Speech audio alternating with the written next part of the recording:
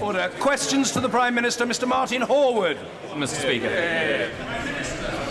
Thank you, Mr. Speaker. Mr. Speaker, I'm sure the whole House will want to join me in condemning the barbaric attack this morning on an office of a magazine in Paris in which it's reported that 10 or more people may have been killed. While details are still unclear, I know that this House and this country stands united with the French people in our opposition to all forms of terrorism, and we stand squarely for free speech and democracy. And these people will never be able to take us off those values. Mr. Speaker, this morning I had meetings with ministerial colleagues and others, and in addition to my duties in this House, I shall have further such meetings later today. Mr. Martin Horwood. Well, the problems at Gloucestershire hospitals last week firsthand after an elderly relative phoned 111 and we ended up waiting for more than 4 hours for her to see a doctor in Cheltenham A&E, and then she was promptly discharged. The local trust seemed to be blaming patients making bad choices, but will the Prime Minister find out why so many 111 calls end in A&E, why trusts like ours route so many unplanned admissions through A&E, and why they can't provide emergency doctors at night in Cheltenham, all of which seem calculated to make normal winter pressures worse? I think my honourable friend makes an important point. I mean, in the last quarter, the NHS has faced some unprecedented challenges. There's been over 5.5 million people going to accident and emergency units. That's an increase of 250,000 on the previous year. Now, Gloucestershire has had £3.6 million under the £700 million of winter pressure money that we produced, and they should use that money to make sure they provide the best possible service they can. On the NHS 111 service, I think it is important to see what is actually happening with this service. The number of people using it has almost doubled over the last year. Of those who use it, 27% say that had it not been there, they would have gone to accident and emergency. But in the event of using 111, only 7% are going. So I think it is a good service, but I'm sure it can be further improved. But recognising the pressure on the NHS, I'm sure everyone in this House will want to say a thank you to our hard-working doctors and nurses and other hospital staff for all the work they do this winter. Mr. Ed Miliband. Mr. Speaker,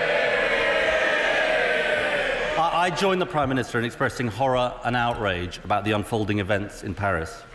We stand in solidarity with the people of France against this evil terrorist attack by people intent on attacking our democratic way of life and freedom of speech. We are united in our determination to defeat them. Mr. Speaker, doctors, nurses and other NHS staff are doing a valiant job, but over 90,000 people in the last quarter waited on trolleys for more than 4 hours. At least 10 hospitals have in recent days declared major incident status, and one had to resort to Twitter to appeal for medical staff. Does he agree with me that our NHS is facing a crisis? Well, our NHS is facing huge pressure this winter, particularly on its A&E units. But I think the point it is important to make is this. The NHS is facing this winter with more doctors, more nurses and more money than it's ever had in its history. I think what is important is that we recognise the pressures that are there and we put in place plans for the short term, the medium term and the long term, but recognising with the massive increase in the number of people going to A&E, any health system in the world would struggle to cope with some of this pressure. Ed Miliband. Mr. Speaker, in June 2011, this was the Prime Minister's solemn promise, and I quote, "I refuse to go back to the days when people had to wait for hours on end to be seen in A&E. So let me be absolutely clear, we won't." Will he now apologise to patients across the country for having broken that promise? I deeply regret any patient who doesn't get a good service, but let us be absolutely clear about the numbers in terms of people accessing A&E. Today, compared with 4 years ago, over 2,500 more patients are seen within 4 years within 4 hours than 4 years ago. That is what's happening. Now, we knew there was pressure on our NHS, and that is why, over the last year, we've seen 1,800 more doctors in our hospitals, 4,700 more nurses in our hospitals, and 2,500 5,000 more beds in our hospitals. Now, there's more that we need to do, but let us recognise that the health service in every part of our United Kingdom faces these challenges. We must go on giving them the money, the resources and the people so they go on providing a great service. As far as I can see, he's not apologising to patients, he's blaming the patients. And the pressures on A&E are not just happening on his watch, but are a direct result of the decisions he's taken. When he decided to close almost a quarter of walk-in centres, wasn't it blindingly obvious that if people couldn't go to a walk-in centre, it would have a big impact on A&E? We've got 1,000 more doctors in A&E, and we're spending £13 billion more on the NHS, when 4 years ago his health secretary said it would be irresponsible to spend more money. But what is interesting, Mr. Speaker, here we are, question 3 on the NHS, and he's got no solutions to put forward. And that only says to me, while we are interested in improving the NHS, he simply wants to use it as a political football. Mr. Speaker, this is about politics. It's his politics, and they have failed. No answer on walk-in centres. Let's try him on another decision he's made that's been a cause of the crisis. When he decided to reduce the availability of social care services so that 300,000 fewer older people are getting the help they need, wasn't it blindingly obvious that if people couldn't get the care they needed at home, it would have a big impact on A&E? Again, absolutely no solutions, and presumably, if he had any solutions, he would have implemented them in Wales. Now, he raises the importance of social care, and I agree. And that is why, from the 1st of April, we are putting £5 billion more into social care via the Better Care Fund. Up until now, the Labour Party has told us not to introduce the Better Care Fund. I assume from that they now support this important investment. There's one very simple solution. Get rid of this useless Prime Minister.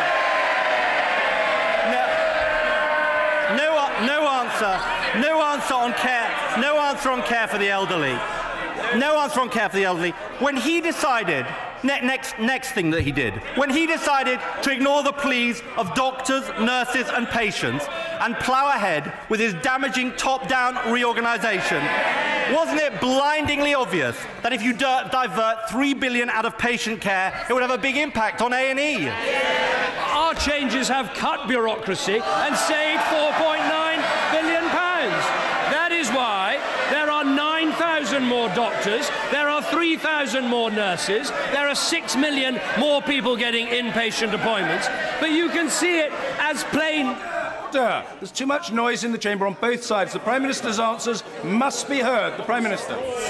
But you can see this as plain as you like. The Leader of the Opposition apparently said to the political editor of the BBC, "I want to weaponise the NHS." That's what he said. Now, I think that is disgraceful. The NHS is not a weapon. It's a way we care for our families. It's a way we care for the elderly. It's a way we look after the frail. So perhaps when he gets to his feet, he will deny that he said he wanted to weaponise the NHS, a disgusting thing to say. I'll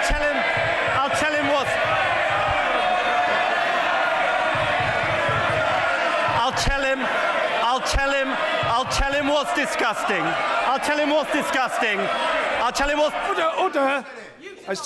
Order. I said a moment ago the Prime Minister's answers must be heard. The Leader of the Opposition's questions must be heard as well. Very simple. Ed Miliband. I'll tell him what's disgusting. It's a Prime Minister who said people could put their trust in him on the NHS, and he has betrayed that trust. Mr. Speaker, he's in denial about the crisis in the NHS. This is a crisis on his watch as a result of his decisions. That's why people know if they want to get rid of the crisis in the NHS, they have to get rid of this Prime Minister. If ever you wanted proof that they want to use this issue as a political football, you've just seen it. And if Labour has an answer to the NHS, can they explain why they cut the budget in Wales by 8%? That is where Labour is in charge. All parts of the United Kingdom face a health challenge, but the real risk to the NHS is the risk of unfunded spending commitments, bringing chaos to our economy, which would wreck our NHS. That is the risk, and that is why the choice at the election will be stick with the people with a long-term plan, not a Labour Party that would wreck our economy and wreck our NHS.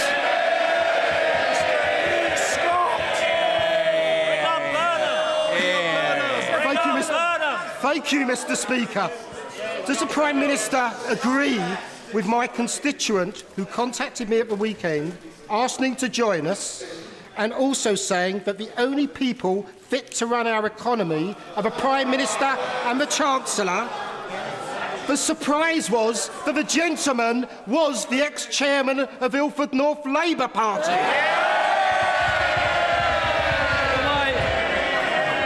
I'm glad. I'm sure that's the first of 4 million conversations he'll be having at the coming election. It sounds like his one's going quite well. But there is an important point here. There is no strong NHS without a strong economy. And with our economy, you can see the deficit cut in half, 1.75 million more people in work, the fastest growth of any major economy in the West. That is the record, and that is what will enable us to fund our NHS, to fund our schools, and to provide the public services our country needs. Mr. Jamie Reid. Thank you. Thank you, Mr. Speaker. With patients being told to pretend that they're camping, the symbol of the Prime Minister's NHS is of patients being treated in tents outside of accident and emergency. When he promised a bare-knuckle fight against accident and emergency service closures, did he intend to mislead the electorate? Look, as I've said, all our health services right across the United Kingdom face a challenge. Actually, the English NHS that I am responsible for is performing better than the Welsh NHS, the Scottish NHS, or the NHS in Northern Ireland. But the facts are these. Compared with 4 years ago, there are 2,500 more people every day seeing a doctor or a nurse within 4 hours. Why is that happening? Because we put the money in. And when we put the money in, the Shadow Health Secretary said it was irresponsible. Presumably that's why Labour cut the NHS in Wales. Sir David Amis.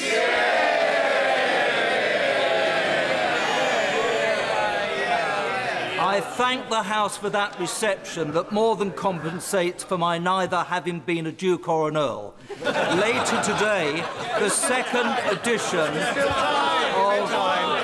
of the booklet, A Party of Opportunity, will be launched. Will my right honourable friend agree with what the former Conservative Prime Minister, Sir John Major, has written in the booklet? National wealth eases poverty, pays for social care, creates jobs, and that is exactly what this Conservative-led government has been doing. Well, my honourable friend is absolutely right, is that the first duty of a government is to produce a stable, strong and growing economy that can fund the defence we need, the public services that we need, and on this side of the House we understand that. On that side of the House they've learned absolutely nothing over the last 4 years, and they would borrow and spend and tax and put us back exactly in the position of crisis and chaos that we found the country in 2010. Mr. John Robertson. Thank you, Mr. Speaker. Prime Minister, the one thing that was clear about the referendum in Scotland was the amount of young people that were getting involved, not just in making a vote, but actually going out there campaigning and being part of it. Is it not time that we got the rest of the country on board here and got votes for 16 and 17-year-olds? I thought the referendum campaign in Scotland did switch a whole lot of people onto politics and political issues because the question that was being asked was so important. Now, we've said that we should respect the views of the Scottish Parliament, the Welsh Parliament, and we will devolve those powers over voting age. In this House, I'm very happy for us to have a vote. Personally, I think the right age is 18, but I'm very happy to listen to the debate, to listen to the arguments, and to put them forward. Mr. Michael Moore. Thank you, Mr. Speaker. For over 50 years, the Thalidomiders have been campaigning for justice, particularly from the German manufacturers Grunenthal. Now that over 150 MPs have signed an open letter to the German Chancellor, would the Prime Minister add this to his busy agenda today so that we might get a decent and fair settlement for all concerned? Well, I have, on behalf of a constituent, actually raised this issue not only through the European Parliament but also with German authorities, and I'll certainly reflect on what the honourable gentleman says. Mr. Speaker, the price of oil has now fallen to $50 a barrel. While this is good news for motorists, it's bad news for Scotland's oil industry and thousands of workers. It comes just weeks after Nicola Sturgeon said we were on the verge of a second oil boom, and after the Independence white paper said it would be $113 a barrel. But this is a serious issue. Jobs depend on it. So will the Prime Minister agree to meet with a member from East Renfrewshire, a cross-party delegation with industry leaders and workers to see what support can be provided? Well, I absolutely agree with him on all three grounds. I mean, first of all, North Sea oil is a vital industry for the United Kingdom. It's one of the biggest investors in our country, and we should do everything we can to help it, which is why, second, in the autumn statement, we actually took some steps to improve the taxation regime for North Sea oil. But third, I think it does make the case for the United Kingdom, as we said during that referendum campaign, that North Sea oil is better off with the broad shoulders of the United Kingdom being able to stand behind it, because you never know whether the oil price is going to be over $100 or, as it is today, around $50. And I think it makes the case for the strength of the United Kingdom and the utter misguided nature of the SNP, who thought they could base their entire budget on such a high oil price.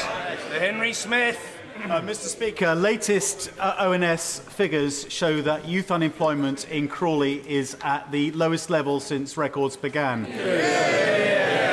But of course, there is a lot more that we need to do. Can my right honourable friend say what further policies the government are pursuing to ensure that business in Crawley and across the country generates even more employment as part of our long-term economic plan? I'm delighted to agree with my honourable friend that when you look at the figures in Crawley, the youth claimant count has fallen by 42% in the last year alone, and the long-term youth claimant count, long-term young unemployed people, down by 71%.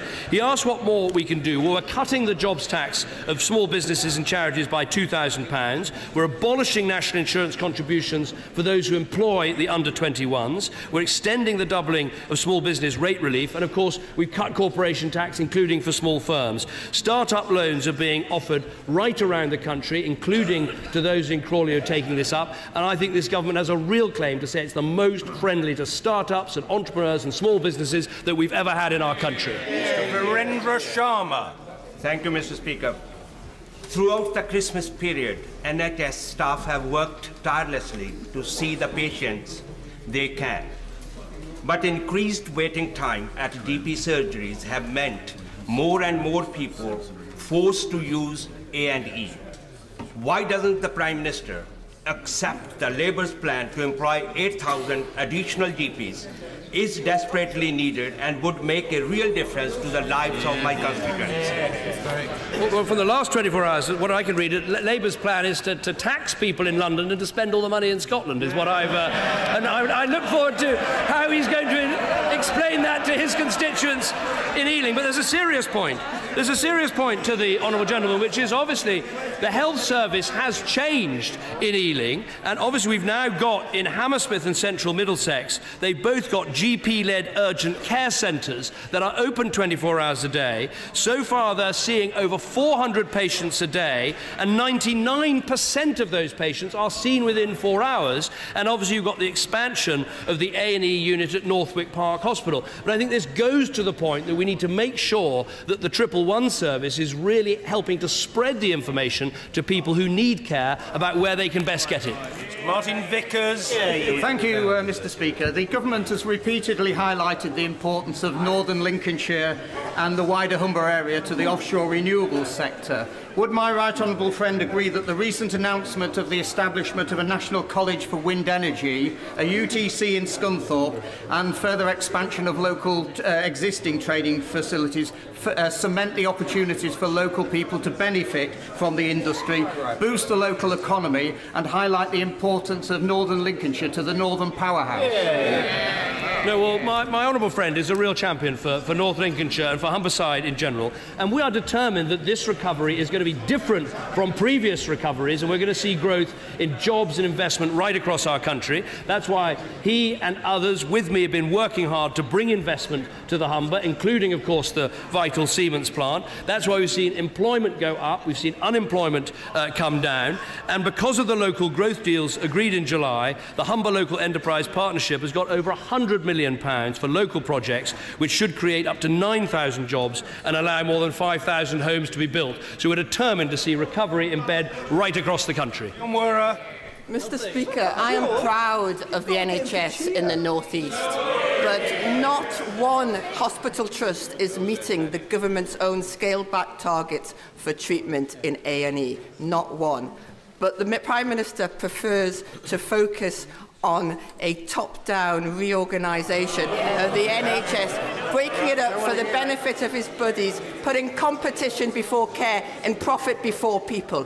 Does he really imagine we will trust him with our NHS? Well, let me tell the Honourable Lady what is actually happening in the NHS in Newcastle. Since 2010, there are 191 more doctors, there are 698 more nurses. Last week, over 3,000 patients went to A&E, and all but 190 were seen within 4 hours. And I have to say to her, if getting rid of the bureaucracy in the NHS, which we did in England, was such a bad idea, why is it the NHS in England is performing better than other parts of the country that didn't take those steps? David Rutley. The recent final report of the Alderley Park Task Force highlights how around 300 jobs have been brought to the site in the last 18 months, with a healthy pipeline of new businesses looking to locate there. Does my right honourable friend agree that this helps highlight why the government is right to put extra growth deal funding to help further strengthen the life science sector in the North West, which is absolutely vital? Well, my honourable friend has been a real champion for life sciences in general and also for life sciences investment in the northwest of England, which is an absolutely crucial part of the improvement and expansion of that part of our country's economy. And obviously that includes Alderley Park. What we've seen is the local growth deal announced last July, which is going to establish a £40 million joint life sciences fund across Greater Manchester, Cheshire and Warrington, which will support the sector right across the northwest. That would include Alderley Park. This is the first government to have a proper life sciences strategy, because this is a vital industry for our country's future. Elfin Clwyd. Thank you, Mr. Speaker. Those of us who opposed the Iraq war for very good reason, and many other people outside this place, are very concerned about the inordinate delay in publishing the findings of the Chilcot report. Can I ask the Prime Minister, please, where did this bizarre notion come from that if it's not published before the end of February, we can't see it until after the election? What about the month of March? Well, in many ways, I share the right honourable gentleman's frustration in that, I would love this report to have come out already. And indeed, he and I voted together against the last Labour government over and over again, saying, please, can you get on and set up the independent inquiry that's needed? And if they'd got on and set up the independent inquiry, it would have been published, debated and dealt with by now. So I find it immensely frustrating, but it is not a matter for me. I am not able to order the publication of this report. It is independent. It is up to Sir John Chilcot about when he publishes his report. He will make the decision, not me. Mr. Julian Smith. Mr. Speaker, youth unemployment in Skipton is down by over 70% since 2010. City growth deal funding for the Skipton flood alleviation scheme will unlock a further 500 jobs. Is there anything the Prime Minister can do to make that happen? Well, I will look very carefully at this, because, as he says, not only has the claimant count fallen, but the long-term youth claimant count has fallen by 50% in his constituency in the last year alone. Now, I know how much his constituents want to see work on the Skipton Flood Defence Project, and that's a very high priority for York, North Yorkshire and the East Riding Local Enterprise proposal. We'll be making an announcement about this in the coming weeks. Lisa Nandy. Wigan recently, my local nurses granted a dying grandma's fairly remarkable last wish when they wheeled her hospital bed into the car park so she could be reunited for one last time with her much-loved horse, just hours before she died from cancer. Those brilliant nurses sum up everything that's great about our National Health Services. But in a recent poll, only 4% of them said they thought the Prime Minister was doing a good job. Can you tell us why? I'm full of praise for nurses in Wigan. I think they work extremely hard to provide a good service. I particularly applaud the nurse in Wigan who chased the Health Secretary down the corridor and told him a thing or two about how to run the health service. But what I would say is, if you judge us on our record, there are 9,000 more doctors, there are 3,300 more nurses in our NHS, because we made the decision to protect the funding of the NHS, which Labour told us was irresponsible. Mr. Andrew Turner. Would my right honourable friends join me in supporting the Perpetuous Tidal Energy Centre? It's a public-private partnership which will, from the Isle of Wight, give the world's first grid-connected tidal array test facility. This will put the UK at the forefront of tidal energy technology, protect existing jobs and create several hundred new ones. Well, I think my honourable friend makes a very good point, because the UK is now the most attractive market in the world for investment in offshore wind, in marine renewables, and we want to maintain that world-leading position. We want to harness the economic benefits and the environmental benefits that that brings, and we want to see local centres of expertise. And from what I can see, the Perpetuous Tidal Energy Centre sounds like exactly the sort of exciting initiative we should be supporting. Lady Alexander. Thank you, Mr. Speaker. Nearly half of all London ambulances which are called out to critical cases do not arrive within their target 8-minute response time. Is this what the Prime Minister had in mind when he told us that the NHS would be safe in his hands? Well, the NHS wouldn't have been safe if we'd followed Labour's proposal of cutting the NHS. We rejected that advice and put more money into the NHS, and specifically with the London Ambulance Service, it has launched a national and international recruitment campaign. It's already hired 400 new members of staff. We're providing 15 million extra money for the NHS Ambulance Service in London, and that's why in 2013-14 it's met its target, attending over 460,000 patients with life-threatening illnesses. That's what's happening in our NHS, because we made the decisions to reform the NHS and cut the bureaucracy and put the money in. Both decisions opposed by the Labour Party. Peter Tapsell. Reverting to the subject of the Chilcot report, about which I have questioned the Prime Minister in the past, did he note that our distinguished colleague Lord Hurd in the House of Lords yesterday said it was an absolute disgrace that it has not been published, a view which I certainly hold. And since it is absolutely well known by the cognoscenti that the report was completed many months ago, who is it, if the Prime Minister is helpless on this subject, who is blocking it? Is it the Secretary of the Cabinet? Is it Sir John Chilcot? Or is it the White House? To the Father of the House, I'd say, my understanding is this. The report is largely finished, but in every report like this, there is a process where you have to write to those people who are criticised in the report, and you have to give them an opportunity to respond. This is now the process for all of these reports, whatever government they are launched under. It's known as the salmondisation process, although quite why, I'm not sure. I don't think it's got anything to do with the former First Minister in Scotland. But nonetheless, this is not within my power to grant the publication of this report. It is independent. It is Sir John Chilcot. This process has to be finished, and then the report will be published. Khalid Mahmood. Thank you, Mr. Speaker. I ask him once again, will he apologise to all those who have suffered and continue to suffer in aid departments across the country due to his mismanagement of the National Health Service? I couldn't have been more clear. I regret every single person who goes to hospital who doesn't get the treatment they deserve.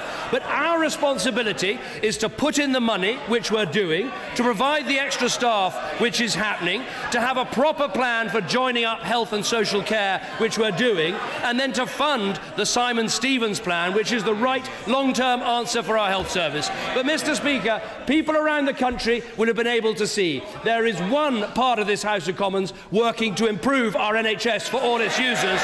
There is another part of the House of Commons that wants to weaponise the NHS in the most disgusting phrase I think I've heard in politics, and that wants to treat it like a political football, and I know they'll reach the right conclusion. Thank you very much, Mr. Speaker. Home care workers do a fantastic job caring for some of the most frail in our society, and yet over 200,000 of them are not even paid the national minimum wage. Will the Prime Minister talk to the Chancellor about getting HMRC to properly pursue and prosecute those cowboy care agencies who are exploiting these people? My honourable friend is absolutely right. There's far more that we can do to prosecute and chase down those organisations that don't pay their staff properly, and that is why we're bringing in together to the Home Office the organisations to help make this happen, whether it's the Gangmasters Licensing Authority or indeed the National Crime Agency. All the powers are there to go after those that don't pay the minimum wage when they should. Alison McGovern. On Monday, I listened to residents of Mendel Court, an extra care facility in my constituency in Bromborough, tell me about their serious worries about social care. For the good of all of those who need care and all NHS patients, won't the Prime Minister go further to integrate health and social care? What we're doing with the Better Care Fund is producing a fund of £5 billion, which will be money that the health and local authorities can spend together. The Labour Party, up to now, has opposed that fund and said it shouldn't be brought into place. But I'm afraid it's worse than that, because the Secretary of State, the Shadow Secretary of State for Health, has been wandering around the television studios today saying to anyone who's prepared to listen that he'd increase funding for social care. But there is only one slight problem with this, which is this is what the Shadow Chancellor has said. And he said this on the news just on the 5th of January. There will be no additional funding for local government, he said, unless we can find money from somewhere else. And we have not. We are. Because if they'd waited for the end of the quote, they would have heard this. And we've not been able to do that in the case of local government. So there we are. Total and utter chaos. One of them going round so there'll be extra money, another one saying there won't be any extra money. £20 billion of unfunded commitments. They would lead to total chaos in our economy and a total breakdown in our health service.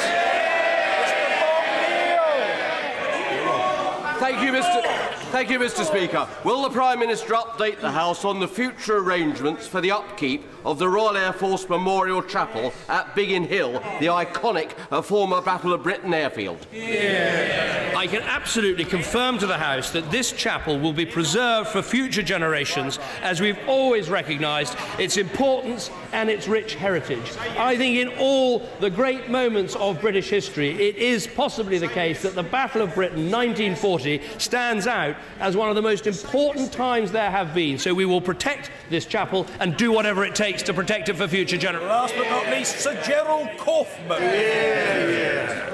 Will the Prime Minister take action immediately to clear up the shambles at the Home Office, which has resulted in a constituent of mine who applied for a fast-track passport before Christmas, was promised that it will be delivered to him by courier on New Year's Eve, still hasn't had it, and as a result has had to cancel a trip he was due to make yesterday, at great personal cost and at great damage to his personal life. Will he make sure that man is able to travel this week and clear up this mess? I'm very happy to look at the individual case that the Right Honourable Gentleman talks about, but I think we've made huge strides forward to deal with potential backlogs in terms of passports, and I think the Home Secretary is doing a fantastic job.